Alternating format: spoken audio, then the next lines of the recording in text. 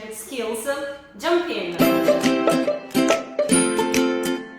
The speaking part of the first certificate in English exam is your chance to shine and show how well you can communicate in English. This part of the exam is fun and interactive, and it's divided into 4 parts where you'll talk with an examiner and another candidate. You'll answer questions, discuss pictures, and have a conversation on various topics.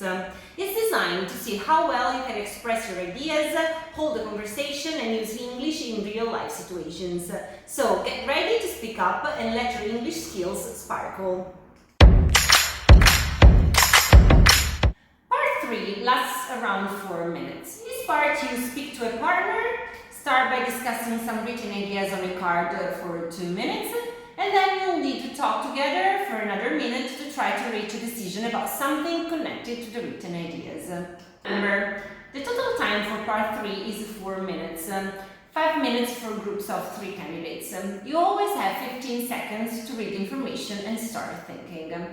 In the first stage of this part, focus on discussing each of the prompts without making any decisions. The decision will be the focus of the second stage. There is no correct answer and you won't lose marks if you fail to reach a decision. But you must show that you and your partner are trying to work together.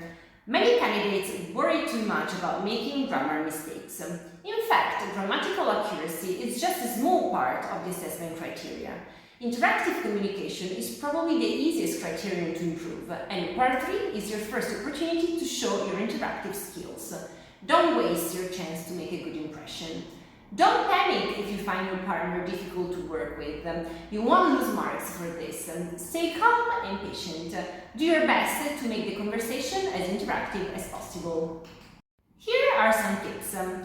Start the discussion with something like, would you like to start? Or shall we begin with this one?